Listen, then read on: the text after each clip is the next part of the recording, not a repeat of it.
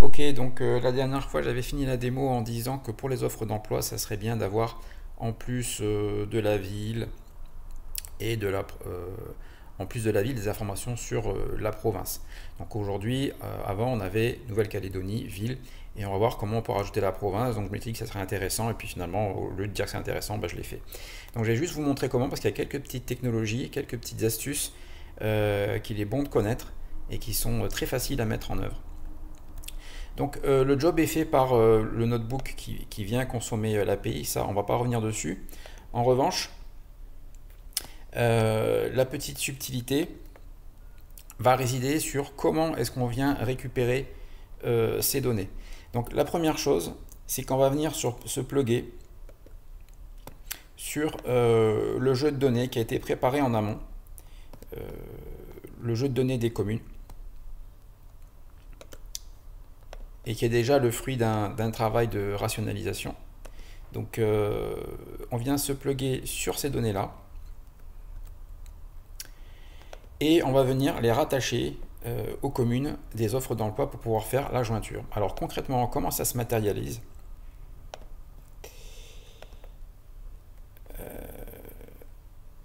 Donc il y a une petite section dédiée à ça. Ajout de la province. Donc afin de rajouter un peu d'intelligence sur ce jeu de données, on va venir rattacher le nom de la province à chaque annonce à l'aide du champ deviné de la ville du dataset commune NC. Donc c'est un dataset, donc il est partagé également, et donc je vais venir le référencer pour venir m'aider à faire la jointure. Alors la jointure, comment ça marche? On va y aller en pas à pas, et en fait c'est quelque chose de très facile. Donc en fait dans DuckDB on peut attacher des fichiers distants de plusieurs endroits et venir les consulter à un endroit unique. Donc ça c'est super pratique et ce SQL est super facile. Donc en fait on passe par attach, donc attach if not exist, comme ça le code est robuste. Je viens piquer le fichier communenc.duckdb qui est dans les sources de données de ce notebook et je viens lui donner un alias de nouvelle base de données en fait qui s'appelle communenc et je lui dis que c'est un read only. Donc là j'ai mes bases qui sont rattachées et si je veux venir voir quelles sont les bases disponibles désormais, j'ai juste à faire show databases et je vais avoir la liste de ce qui est monté en fait attaché. Donc communenc que je viens de rattacher et emploi qui est ma base courante. Donc une fois que j'ai ça, je peux m'amuser à faire des jointures sur plusieurs sources de données. Et ça, c'est super puissant et super facile à faire. Donc déjà, je vais faire un premier test pour voir comment est-ce que je peux lire les communes. Donc je préfixe mon nom de table par le nom de la base de données et je récupère les 5 premiers. Donc vous voyez, là, j'arrive déjà à lire les données qui m'intéressent. Mais maintenant, moi, ce qui m'intéresse, c'est d'avoir une vue, et plutôt même une table, constituée avec, en plus sur la table des emplois, en plus de la ville et du pays, la province.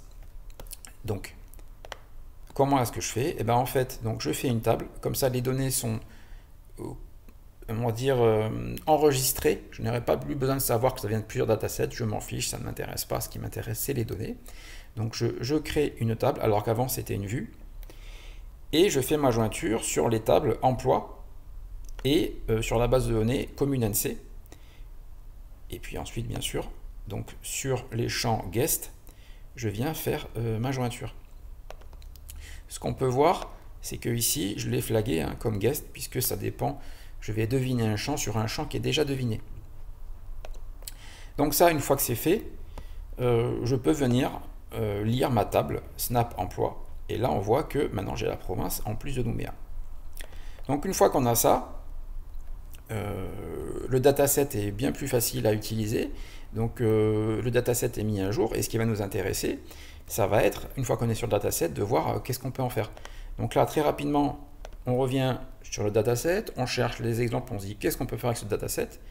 On vient sur le notebook dédié au tutoriel. Et ce qui m'intéresse, distribution des offres sur les territoires. Donc là, je viens, je vois que je fais mon select sur la table snapshot.